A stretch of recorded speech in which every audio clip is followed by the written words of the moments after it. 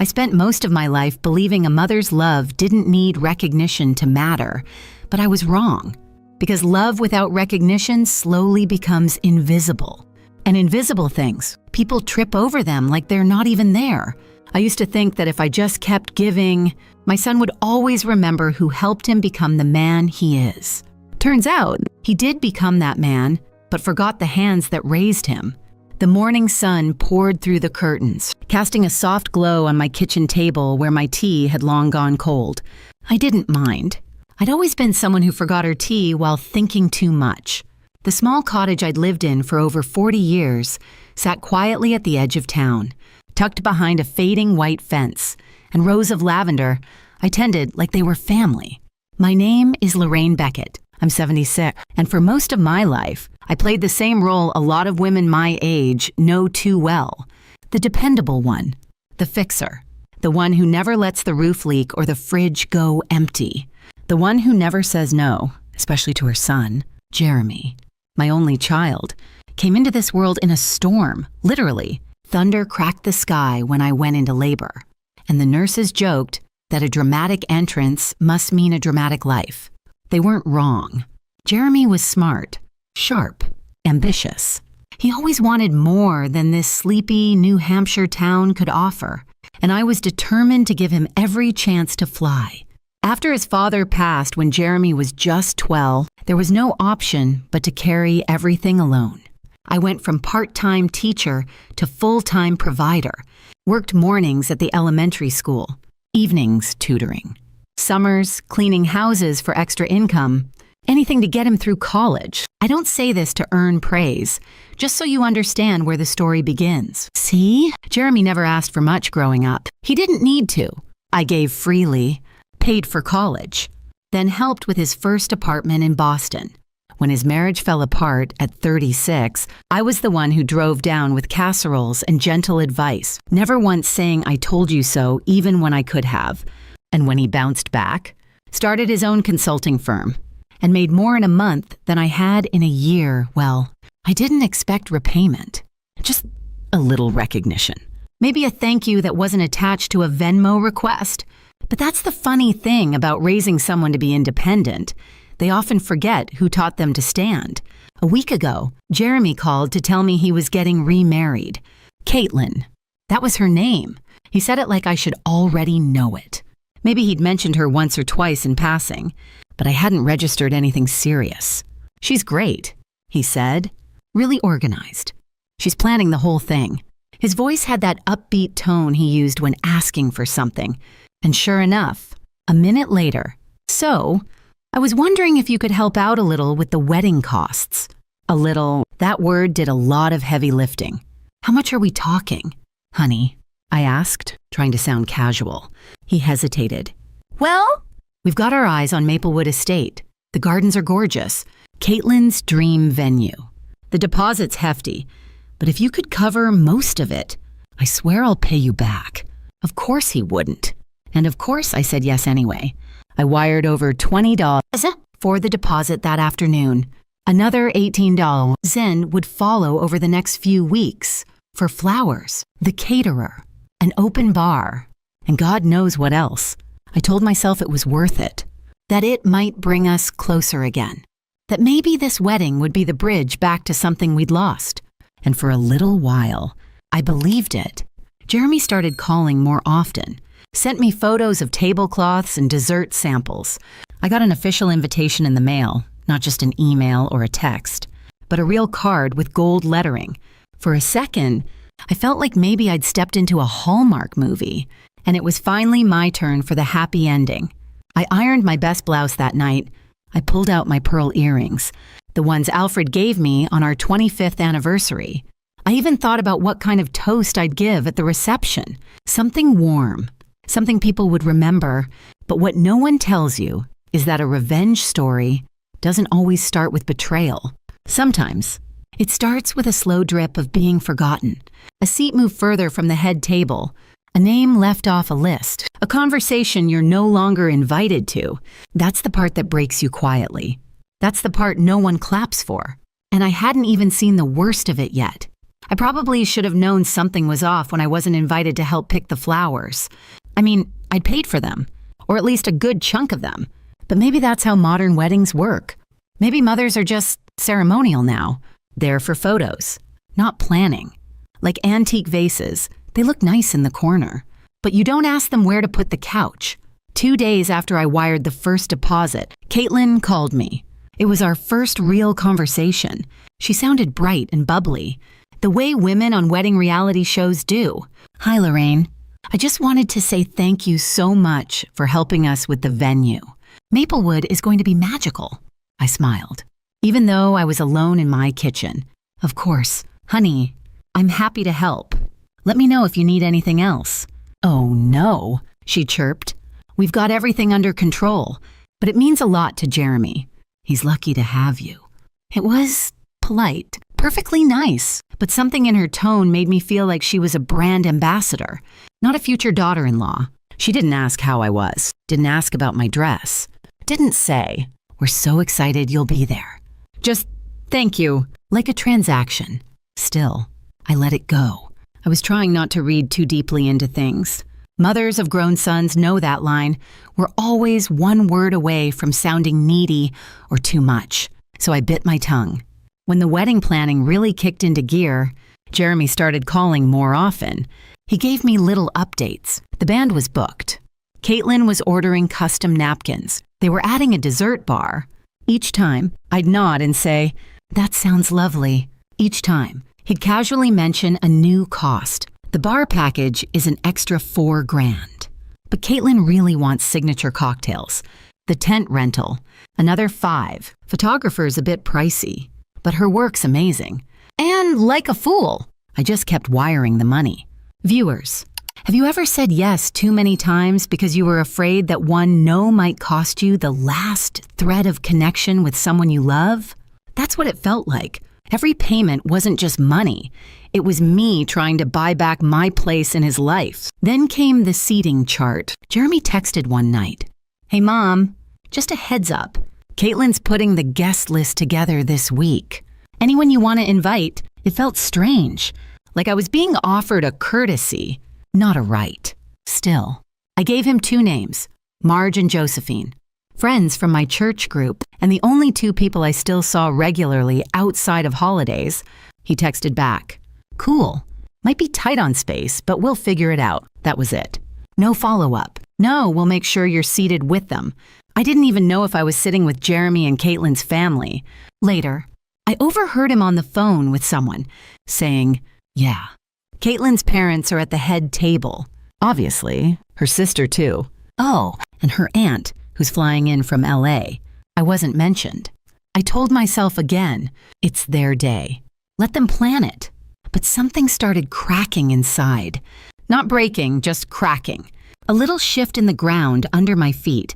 A week later, I asked Jeremy if I could stop by the estate during the rehearsal setup. I wanted to see the garden I'd paid for. Maybe bring some homemade lemon bars for the staff. He paused. Actually, the planner says it'll be kinda chaotic. Maybe it's best if you come just for the ceremony." I blinked. "Jeremy, I've never even seen the venue. I'd like to help." "You've helped enough, Mom," he said. "Just relax and enjoy the day. Caitlin wants it to be streamlined." That word, streamlined, rubbed against me like sandpaper. What did that mean?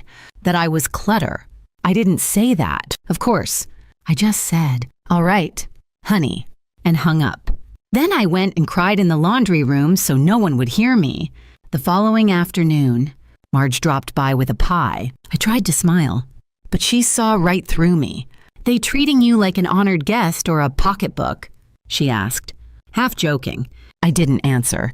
Instead, I opened my email to check for updates. Nothing. Just a reminder from the estate confirming the payment schedule. Second to last installment, due by Friday. $9,000. I clicked pay now without thinking. Later that night, lying in bed, I stared at the ceiling and wondered, would it still be Jeremy's wedding if I wasn't there? The way things were going, I wasn't sure I'd be missed. Sometimes I wonder how many mothers sit quietly in the background, smiling for photos while they're quietly being erased from the center of the story they help build, I think, more than we realize. And to anyone watching, especially if you've ever paid for something with both your wallet and your soul, let me say this: you are not invisible. Even if they try to crop you out of the picture, you were there. You mattered. Even if they act like you didn't. The dress had been hanging on my closet door for a week. Pale silver, soft chiffon, sleeves just long enough to cover the crepe in my arms, collar just high enough to remind me who I still was. It wasn't expensive, certainly not like the ones Caitlin had picked out from the bridal boutique in Boston, but it was mine. It felt dignified, steady. I'd already picked out the necklace, too. A small pearl pendant Jeremy had given me when he graduated college, back when he still looked at me like I was the reason he made it. The night before the wedding, I didn't sleep. I folded napkins that didn't need folding, rearranged photos on the mantel that had been there for years. I brewed tea I didn't drink. My mind kept circling the same question: where will they put me? Not just physically, though that was its own dread, but emotionally. Where did I fit now? Jeremy hadn't mentioned the seating again, hadn't asked if I'd like to say a few words. Caitlin hadn't called. Not once. I kept thinking back to my own wedding, the way Alfred's mother helped me button the back of my gown, how we cried together before I walked down the aisle. She felt like a part of the family, not an inconvenience to keep quiet and seated out of frame. Hat 7. Egg. Tiam. Sharp. I slipped into the dress and fastened the necklace, brushed my hair back and sprayed the lightest perfume I owned. I looked in the mirror and practiced smiling. The kind of smile you give when you want to be remembered fondly by people who barely looked at you. The cab arrived at 9. Maplewood Estate was 20 minutes from my home, but I asked the driver to take the long route, just to breathe, to see the lake, to see something that hadn't changed. The moment we pulled into the gravel drive, I knew I was early. Too early. Staff were still setting up folding chairs and stringing flowers across the arbor. A young man with a clipboard greeted me at the door, confused. "Are you part of the wedding team?" "No," I said, straightening my shoulders. "I'm the groom's mother." His eyes shifted uncomfortably. "Of course." Right this way, ma'am. The planner will find a spot for you to rest." I was escorted into a side room, away from the activity, a reading library, apparently quiet, with big windows and a view of the fountain. But I could already feel what this was: a holding space, a place to keep me out of the way. I sat in silence for 15 minutes before anyone came back. It was Veronica, the wedding planner, clipboard clutched to her chest like a shield. "Mrs. Beckett," she said politely. "You look lovely today." The ceremony begins at 11:30. "We'll escort you to your seat around 11:15. "My seat?" I asked. "May I ask where that is?" She hesitated. "You're at table 9 for the reception, near the garden doors. Great view of the lake. Not with Jeremy." "Oh no, the head table is just for the couple, bridal party, and parents of the bride." She paused, then added quickly, "There wasn't enough room to include everyone." I nodded slowly, absorbing it. Not enough room. I was funding most of the day, but apparently there wasn't room for me. Around 11, I stepped outside. No one stopped me. Guests had begun to arrive, filling the seats under the wide canopy of trees. The air was perfect, cool enough for comfort, bright enough for photos. I stood by the roses I had unknowingly paid to have imported. They were beautiful, fragrant, fragile. And then came the voice behind me, light, clipped, too sweet to be sincere. "Oh, Lorraine, there you are." Caitlin. She looked like something out of a bridal magazine. Crystal beads, cathedral veil, makeup done like a celebrity. I half expected to see her followed by a lighting crew. "I'm glad you're here," she said with a smile that didn't reach her eyes. "If you don't mind, the photographer wants all family photos done after the ceremony, but we've asked her to keep it mostly to bridal party and immediate family." "I am immediate family," I said. Her smile thinned. "Of course. We just want a clean aesthetic." Clean aesthetic. I wanted to ask what that made me, a smudge, but I didn't. I nodded, said nothing, and returned to the library. 15 minutes later, someone came to escort me to my seat, front row, far right, not with Jeremy, not with Caitlin's parents, not with anyone I knew. As I sat, I noticed something small but sharp. The ceremony programs had the names of both sets of parents printed, but mine had been shortened. Mother of the groom, L. Beckett. No mention of my first name. No mention of what I had done to build this day. When the music began and Jeremy walked down the aisle, he looked handsome, sharp. The suit fit perfectly. I wanted to stand and wave at him like I did when he was 6 and played the angel in the Christmas play. But he didn't look at me. He looked ahead. And I realized in that moment that my place in this wedding, and maybe in his life, had been carefully planned. Out of sight, out of frame, out of mind. The sun was at its peak by the time the ceremony ended. Guests spilled into the garden like bees from a hive, buzzing, laughing, sipping champagne from tall flutes as if they were all part of a storybook celebration. I stood alone near the roses again, pretending to admire them while quietly trying to steady my breathing. There had been no family photo, no toast, no glance from Jeremy when he and Caitlin said "I do," when the officiant introduced them as husband and wife. I clapped softly, along with everyone else, even though my hands felt like they were moving underwater. Not one person looked my way, not even Caitlin's parents, who I'd met, briefly, over a catered rehearsal dinner I hadn't been invited to, but had unknowingly paid for. As the couple made their way down the aisle, Caitlin radiant in her pearls, Jeremy straight-backed and beaming.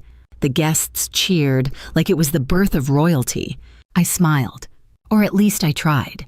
But it wasn't joy I felt, it was detachment, like I was watching a scene from someone else's life. After a few moments, I decided to walk toward the cocktail area, thinking maybe I'd find Keith, my grandson, Jeremy's son from his first marriage.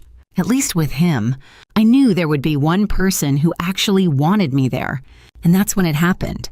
I was standing near the edge of the photo setup, off to the side and out of the frame, or so I thought, when a young photographer with a camera around her neck approached me with a polite but tight smile. "Excuse me, ma'am," she said. "Would you mind stepping just a bit further back? We're trying to keep this frame focused on the immediate family." I blinked. "I'm the groom's mother," I said quietly. "Oh," she paused, clearly unsure how to respond. "It's just that the couple requested a very clean visual for the photo wall. Minimal distractions." Minimal distractions. That was the word she used. I didn't move. I couldn't. I just stood there, stunned, like I had been caught trespassing in my own life. The photographer shifted awkwardly. "If you don't mind," before I could even take a breath to respond, Jeremy appeared. He was walking fast, face tight, clearly annoyed. "Mom," he said under his breath, pulling me gently by the elbow. "Could you maybe head back inside for a little bit?" I looked at him. Really looked. This was the boy I raised. The boy I stayed up nights with when he had the flu.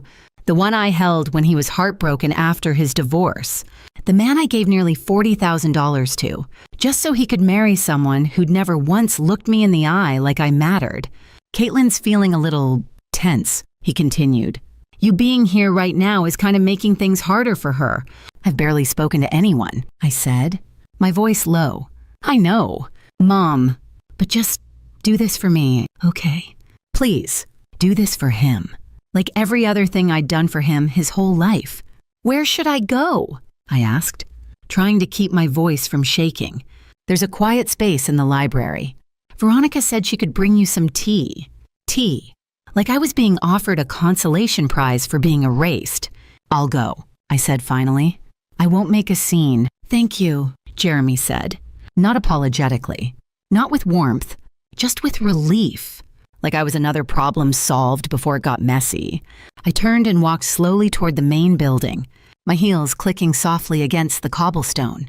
Each step felt heavier than the last, not because I was tired, but because I knew what this meant. I was no longer part of my son's family. Not really. I was just someone who signed checks. I passed the gift table on my way in and paused. The envelope I'd left earlier was still there, pale silver, tied with a ribbon. Inside was a check for $5,000, a honeymoon gift. I picked it up, slipped it into my purse, and walked on. No one noticed. No one stopped me. Back inside, I sat by the window in the library, looking out at the perfect lawn, the rented musicians, the dancing guests in pastel dresses and tailored suits. They looked like a family. They looked complete, and not a single one of them noticed the groom's mother wasn't there. I sipped the tea Veronica brought me, its warmth no match for the cold blooming inside my chest. I had spent years imagining this day. Not once did I picture myself alone behind a glass window, watching the son I raised act like I didn't exist. But here we were, and suddenly, I knew this wasn't just about a wedding anymore. This was about all the years I gave without asking, all the love I poured without measure. This was what it had become, not just forgotten, erased. The music thumped faintly through the walls. Every few minutes, laughter spilled in as guests passed by the hallway outside, their voices full of celebration. I sat perfectly still in the small velvet armchair in the corner of the Maplewood Estate Library, holding an untouched cup of tea that had long gone cold. I had been in this exact position for over an hour, alone, dressed like someone with a role, sitting like someone who didn't have one. For a long time, I kept trying to explain it away. Maybe Jeremy was just overwhelmed. Maybe Caitlin was just high-strung. Maybe weddings made everyone act strange. I tried to pretend I was okay, that it didn't sting, that I could be the bigger person, as mothers are trained to be, as if dignity meant swallowing humiliation quietly. But then I remembered something my late husband Alfred once said, long before he passed. It was after Jeremy's first birthday party. I had stayed up all night preparing, cooked everything myself, even stitched decorations by hand. But when the day came, no one noticed. They just ate and laughed. And when it was over, I cleaned it all up alone. Alfred sat beside me on the floor afterward, resting his back against the fridge, and said, "You know, sweetheart, people get used to your giving real quick. They start thinking your sacrifices are just scenery. Not centerpiece, not foundation, just background." And today, that's exactly what I had become. Set dressing. I stood up slowly and walked over to the window. Outside, the reception was in full swing. Jeremy and Caitlin were posing for more pictures under the pergola. A woman I didn't recognize handed them champagne flutes, and they toasted without looking back. There were no signs of me, no empty seat at the head table, no mention, no trace. I looked down at my pearl necklace, Jeremy's college graduation gift, the one he gave me with a trembling hand and a kiss on the cheek that day when he said, "I owe everything to you, Mom." I touched it now, almost without meaning to. I hadn't taken it off in years, but today, it didn't feel like a symbol of pride. It felt like a lie. At 4:37 p.m. Without telling a soul, I picked up my clutch and walked quietly out of the room. No one saw me leave. There were no goodbyes, no dramatics. I didn't even pause at the guest book table.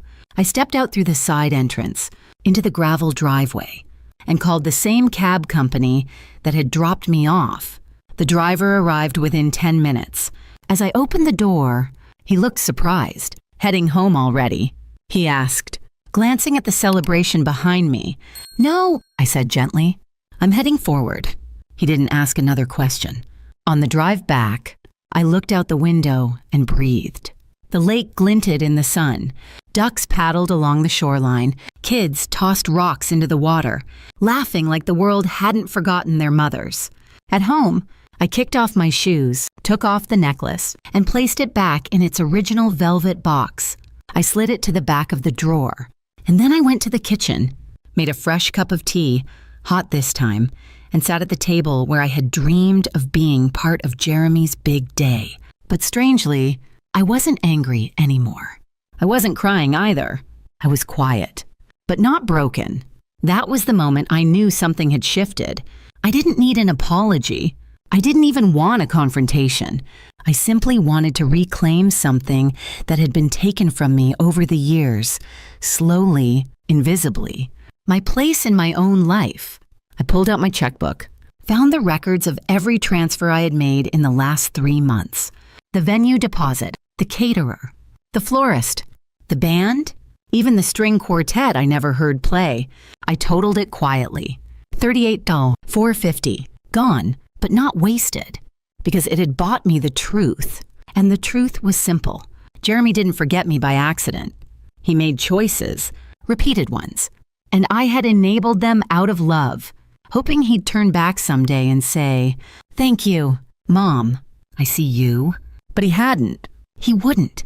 And now I saw myself, so I made a different choice. No revenge, no tantrum, just clarity. I picked up the envelope I'd taken back from the gift table, the $5,000. Honeymoon check was still inside. I didn't rip it up. I didn't burn it. I just placed it in the fireplace and lit a small match. It burned quietly, softly, like a burden lifting. And in its place, a different thought began to form. Not angry, not vengeful, just determined.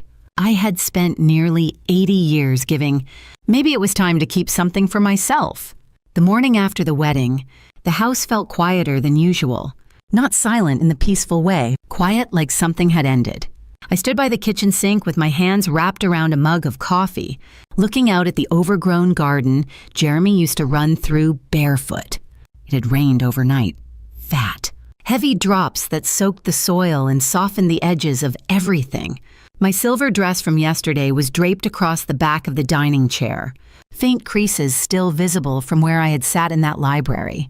Invisible, but present. I didn't bother to turn on the TV or check my phone. I didn't want to see posts or smiling faces. Or worse, nothing at all. Not a thank you, not a text, not a photo that proved I had even been there. Because maybe that's what hurt most. It's not that I was forgotten. It's that I was erased on purpose. I sat at the table and opened my notebook, the kind I usually used for grocery lists or budgeting. But this time, I made a different kind of list. At the top, I wrote things I gave without being asked. $20,000 venue deposit, $5. $500 for flowers, $8 for catering upgrades, $2. $200 for linens and tent rentals, $2. $500 for open bar. My name, my presence, my silence. I underlined that last one twice. That's when I knew it wasn't just about the wedding. This had been happening for years. Mother's Days skipped. Birthdays reduced to emojis. Phone calls that ended before I could finish a sentence. I had mistaken politeness for love. Updates for connection. Money for meaning. So I made another list. This one I titled, What I Still Own. My house, my car, my savings. My name, my time, my story. And then I wrote one last thing. 7. The power to choose what happens next. That same afternoon, I drove to my lawyer's office. I hadn't spoken to Bill in years, but he greeted me with a warm smile and a pot of coffee. I need to make some updates to my will. I said simply, "No problem," he replied, pulling out a yellow legal pad. I explained that I wanted to remove Jeremy as executor and primary beneficiary. I wasn't angry. I just didn't see the point anymore. I told Bill I'd like my assets to go to a scholarship fund for local girls who'd lost a parent. It felt right, clean, purposeful. And for the first time in years, I felt like I was giving without being erased. Later that evening, I opened the linen closet and pulled out an old suitcase. I filled it slowly. A few cardigans, 2 pairs of jeans, walking shoes, toiletries, and the hardcover novel I never finished. Then I went to the hall closet and pulled down a small box labeled cash, emergency. I'd saved it for decades. Some people prepare for earthquakes. I prepared for the day I might need to disappear quietly. It wasn't a revenge story. It was a release story. Viewers, have you ever reached a point in life when staying felt heavier than walking away? When you realized the people you gave everything to didn't see you unless they needed something? If so, I want to tell you, walking away isn't weakness. It's proof you still remember your own worth. I didn't slam any doors. I didn't call Jeremy or leave a note. I simply packed what I needed, locked up the house, and drove. I didn't even know where I was going at first. I just followed the road out of town and let silence guide me. At some point, I found myself 2 hours north, in a little coastal village I hadn't visited since Jeremy was in high school. It had a bed and breakfast run by a kind woman named Nora. I asked if she had a room for the week. She said she had one better, a room with peace and no expectations. I smiled. It was perfect. That night, I walked the beach alone. The moon was full, casting silver light over the ocean like it was trying to wrap the whole world in quiet forgiveness. I took off my shoes and let the cold water touch my feet. I felt alive in a way I hadn't in years. Free, not because someone had finally seen me, but because I was no longer the woman waiting to be thanked, to be remembered, to be pulled back into the frame. I had stepped out, and this time, I wasn't coming back. The first morning at the coastal inn, I woke up before the sun. The room smelled faintly of lavender and salt air. The windows were slightly cracked, and the curtains danced with the early breeze like they had no idea the world was supposed to be heavy. For the first time in months, maybe years, I didn't wake with dread. No one was expecting anything from me. No one was waiting on a wire transfer. No guilt text. No subtle demand cloaked as a favor. Just the sound of the ocean outside and the smell of coffee brewing downstairs. I wrapped myself in the old knit cardigan I brought from home and stepped out onto the porch of the inn. Nora, the owner, was already in the garden, watering her herbs. She waved without asking questions, and I liked her instantly for it. "Help yourself to coffee," she called out. I did, and I sat there for an hour, sipping slowly as the sun began its climb. Watching the light shift across the water, I thought, so this is what it feels like to just be not useful, not necessary, not taken for granted, just existing, without asking permission. That afternoon, I took a walk into town. The village was small, barely 4 blocks wide, but filled with life that moved at its own pace.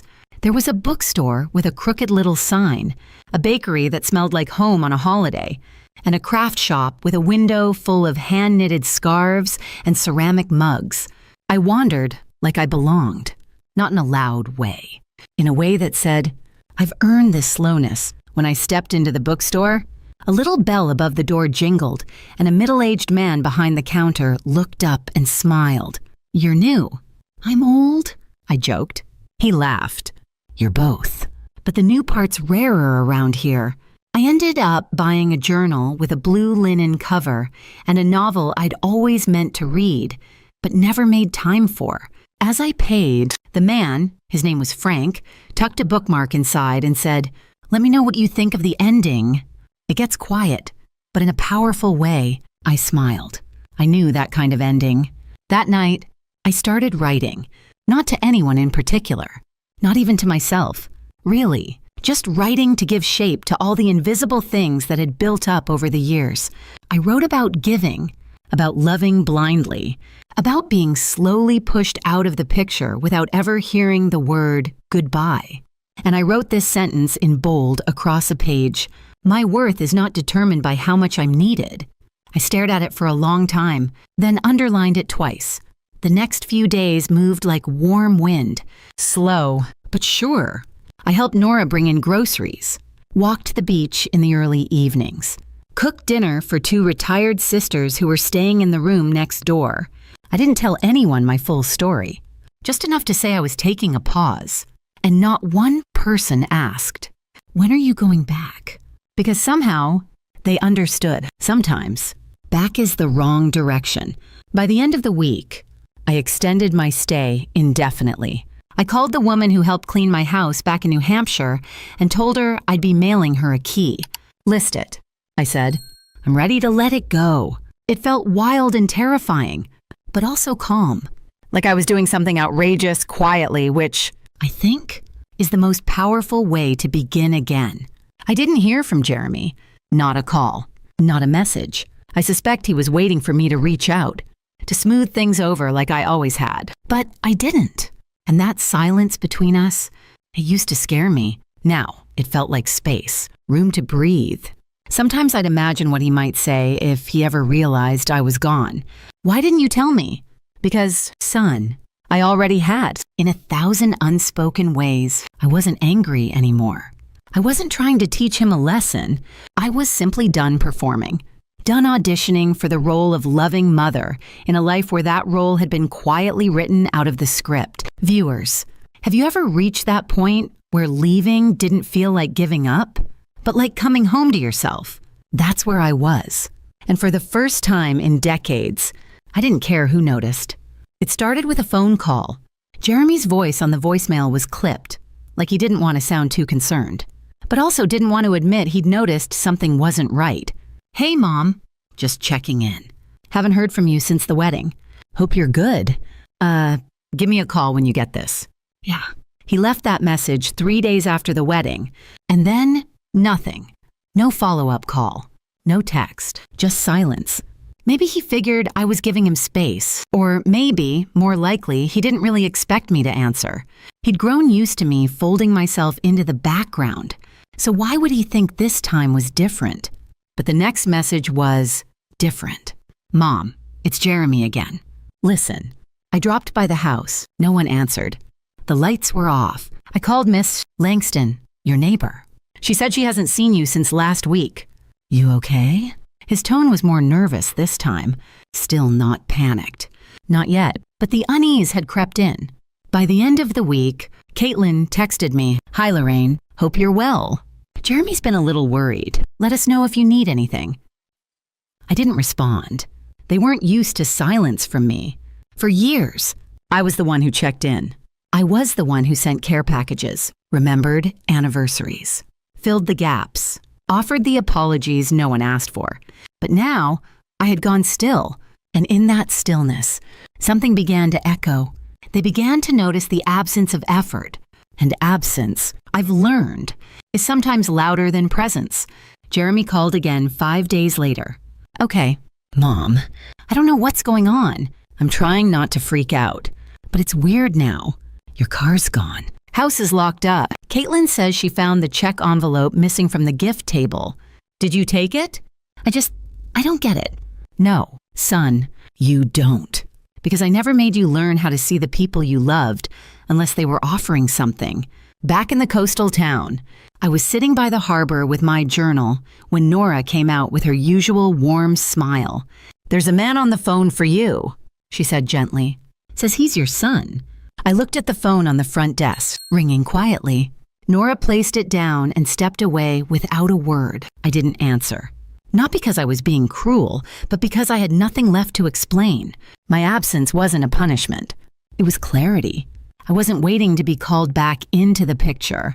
I had left the frame later that evening. I walked down the dock and watched the fishing boats return one by one. The men greeted each other with nods and tired smiles.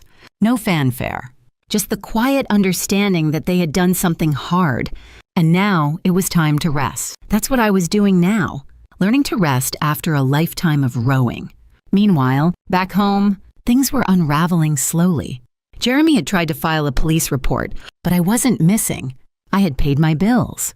I had voluntarily vacated my house. I had left no evidence of harm, only choice.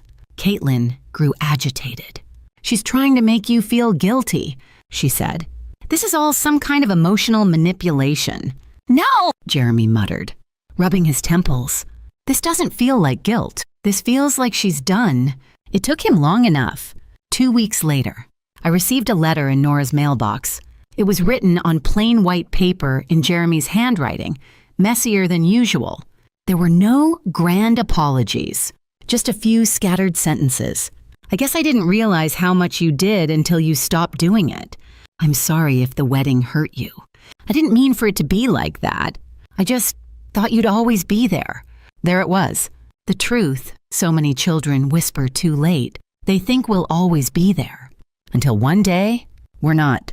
I folded the letter neatly and placed it inside my journal. Not because I forgave him, but because I wanted to remember what silence had taught him. Viewers, tell me honestly, how many of you have carried your entire family on your back, only to realize they never once asked how heavy the load was? Have you ever felt like if you stopped giving, you'd simply vanish from their lives? Well, sometimes vanishing is the only way they'll learn what you were. I wasn't trying to punish Jeremy. I wasn't even hoping he'd change. But now, he'd finally felt the weight of my absence. And for once, it wasn't me holding all the pieces together.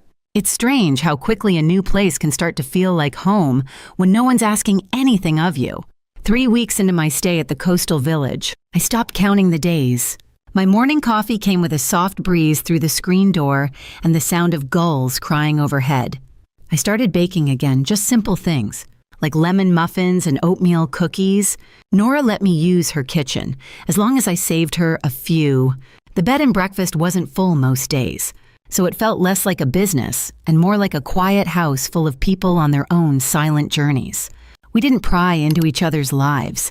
There was a comfort in that. I spent my afternoons painting. Nothing fancy, just small canvases of sea rocks and windowsills and hands holding teacups. I hadn't held a brush in decades. Not since Jeremy was a boy and I'd stopped painting because there were always other things to do.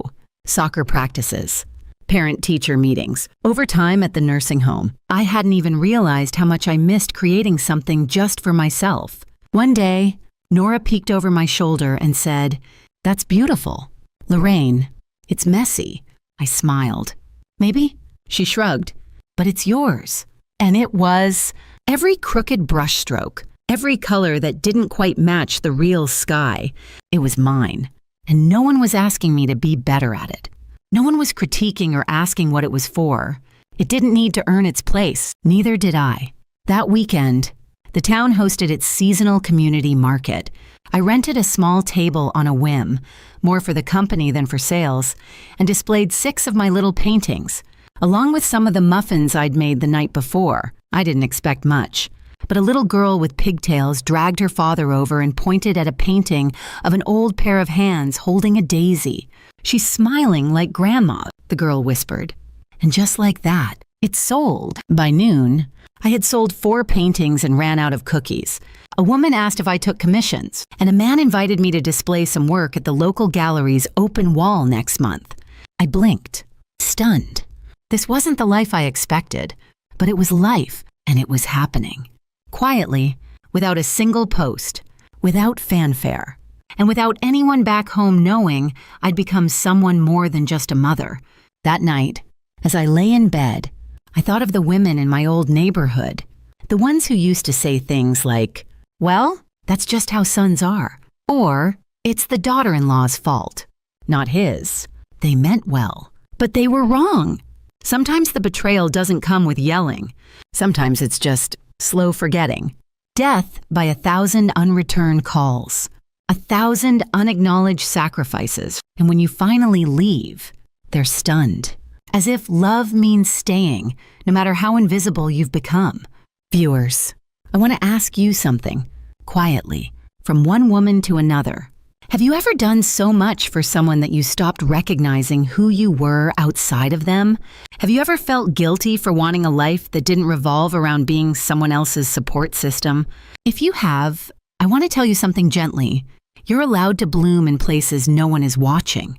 You're allowed to matter, even when no one claps for it. Later that week, I used the money from the market to sign up for an oil painting class at the community center.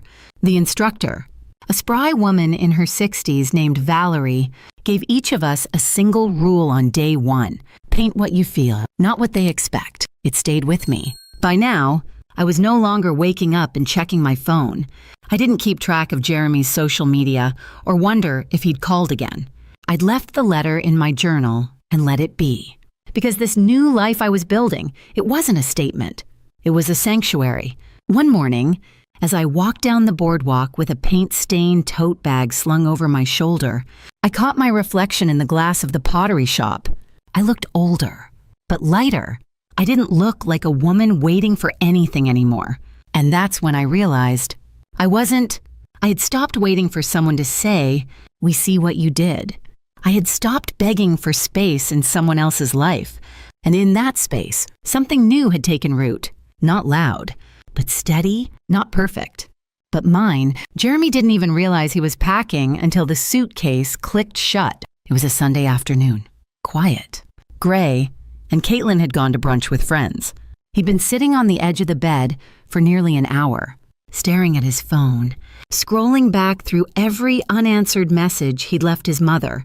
The last one was just a few days ago. Please just let me know you're safe. But there was no read receipt. No little gray delivered. It was like texting into the wind. He finally muttered, "Screw it," tossed in a jacket, and booked a one-way flight to New Hampshire. The house was locked, still perfectly clean, no sign of struggle. The blinds were drawn, and the porch plant had started to wither, something his mother would never let happen. He tried the spare key hidden in the lantern by the garage. It fit. Inside, the air felt stale, untouched. Mail sat unopened on the counter. Her favorite coffee mug was still on the drying rack. The house felt less like someone had left, and more like someone had quietly slipped out of the frame. He checked the closets, half empty. The photo of him from high school graduation was missing from the hallway wall. Only the small nail remained. That hit harder than he expected. Jeremy drove to the bank next. The teller confirmed that the account associated with his mother had been closed. The money moved somewhere else, but they couldn't say where. He sat in the car, engine running, staring at his own reflection in the rear-view mirror. What had he done? Or worse, what hadn't he done? Next was her old friend Judith, who lived just 2 blocks over. A woman who once babysat Jeremy during snowstorms when Lorraine had to work double shifts at the courthouse. She was here a few weeks ago, Judith said, squinting at him through her porch screen. Dropped off a few boxes, gave me her extra canning supplies. Said she was going on a trip. Did she say where? Nope, but she seemed lighter. You know, Jeremy didn't. Not really, but he nodded anyway. The last stop was the local florist, a tiny shop Lorraine used to visit every Friday, just to see what was in season. The woman behind the counter smiled when he mentioned her name. Oh yes, she left me a card, said thank you for always remembering her favorite peonies. She left you a card? Yep, in person. She looked happy, said she was starting a new chapter. Jeremy blinked. The thing was, his mother had said goodbye, just not to him. He sat in his rental car that night, outside the diner they used to visit every other Sunday when he was a kid. She always ordered chicken pot pie. He always asked for extra whipped cream on his milkshake. It had been years since they'd sat in those booths together, maybe more than he wanted to admit. And now she was somewhere else, out in the world, living a life he wasn't part of. And maybe that's what stung the most. Not that she had left, but that she'd finally realized she could. Viewers, maybe you've been in Jeremy's shoes, realizing too late that someone who always showed up for you just stopped. Or maybe you're on the other side. Maybe you are the one who finally stepped out of the picture. Whichever side you're on, here's what I've learned. People don't always slam doors. Sometimes they just quietly lock them behind them and walk away. And if you were the one who walked away, know this? You didn't leave to teach a lesson. You left to find peace. And peace doesn't require an audience. It was a Tuesday morning when I first noticed how full my calendar had become. Not with obligations, but with choices. The oil painting class on Mondays, a small writing group on Wednesdays, Friday evenings at the market where I sold cookies and hand-painted greeting cards that locals now looked forward to. I had a life here, and not once had I needed to explain it to anyone. That was the quiet miracle. I'd rented a little cottage behind Nora's Inn, not much, just 2 rooms and a screened porch, but it was mine. The walls smelled like old pine, and the floors creaked, like they'd been waiting decades for someone to care again. I hung my paintings without asking if they were good enough. I brewed coffee the way I liked, strong, with cinnamon. I danced around barefoot to old jazz records on Saturday mornings, and sometimes cried when the trumpet swelled. But they were not sad tears. They were the kind that fall when something dormant finally remembers how to feel. One afternoon, while reorganizing a box of old art supplies, I found a small photo tucked between 2 sketch pads. It was of Jeremy, age 6, covered in chocolate frosting at his birthday party. I smiled, tracing the outline of his chubby cheeks with my thumb. I didn't hate him. I didn't even resent him anymore. Because here's the truth, no one tells mothers. You can love someone and still walk away when loving them costs you yourself. At the community center, I helped plan a small art showcase. Valerie, the instructor, offered to display my latest pieces. She insisted on putting one front and center, a painting of two hands, one aged and steady, the other young and slightly reaching, but not grasping. I titled it Letting Go Gently. It sold in 10 minutes. Not because it was extraordinary, but because someone saw something true in it. And for the first time, I didn't downplay the compliment. I just said, thank you. That one came from someplace deep. Because it did. On Sundays, I sometimes walked the beach with a thermos of tea and a blanket. I'd sit quietly and sketch shells, clouds, footprints, things that never stayed long, but still mattered while they were here. It reminded me of myself. I wasn't trying to leave a legacy anymore. I was just trying to live, and not as someone's mother, or caretaker, or invisible backbone, but as Lorraine. Just Lorraine. Viewers, maybe you know what I mean. Maybe you've had years of being needed, but never truly seen. Maybe you've been the glue, the cook, the one who remembers everyone's birthday, but can't remember the last time someone remembered yours. If that's you, I want to say something. You are allowed to start a life that doesn't require permission slips. You are allowed to matter outside of your usefulness. You are allowed to hang your own paintings, pour your own coffee, and finally breathe in a space that's yours. That week, I wrote a letter, not to Jeremy, to myself. It wasn't long, just a few lines. Dear Lorraine, you're doing more than surviving now. You're blooming. And the best part, you did it quietly, without applause, without revenge, just truth. I folded it and taped it to the inside of my kitchen cabinet. Behind the mugs, a little reminder, tucked where only I would see it, because I didn't need anyone else to validate what I had become. I just needed to remember I chose it. It was almost spring when the letter came. Not a text, not a voicemail. A real letter, creased, hand-addressed, and slightly smudged in the corner like the sender had hesitated before dropping it into the mailbox. It was from Jeremy. Mom, I don't know if this will reach you, but I've been holding these words in for too long. Maybe because I didn't know how to say them. Maybe because part of me thought you'd eventually come back, and we could skip the hard stuff. Pretend it didn't happen. But the silence has been loud, and it's teaching me things I wish I had learned sooner. I know I took you for granted. I know I let Caitlin's priorities become mine, and I let you fade into the background because it was easier than acknowledging how much I leaned on you. You gave everything, and I acted like you owed it to me. You never did. I'm sorry. For the wedding, for the years before that, for the way I let you become invisible in a life you helped build. If you ever want to talk, or even just let me know you're okay, I'd be grateful. But if not, I understand. Love, Jeremy. I read it twice, not because I didn't believe it, but because I finally did. He had changed. Maybe not entirely, but enough to realize what was lost. I folded the letter carefully and placed it in the same journal where I'd kept his first note, back when he was just beginning to feel the edges of my absence. But I didn't write him back. Not because I was punishing him, but because this story wasn't about him anymore. That week, I sat by the ocean longer than usual. The sky was soft and overcast, the kind of gray that makes everything feel like a memory. A few boats bobbed in the harbor, their ropes creaking gently with the tide. Behind me, the town was preparing for its annual spring gallery walk. I'd been asked to feature a dozen paintings, my name printed in elegant serif font on the flyer. Lorraine Mitchell, Quiet Light. Quiet Light. I'd never chosen that title, but it felt right. My life now moved with that kind of light. Not harsh, not demanding attention, just steady and real and warm. If you stood still long enough to notice it. Jeremy never showed up to the gallery. I think he wanted to, maybe even planned to, but in the end, he didn't. And I didn't wait for him to walk through the door. I was too busy talking to a woman who'd purchased one of my pieces, a watercolor of a rocking chair with a shawl thrown over the arm. It reminds me of my mother, she said.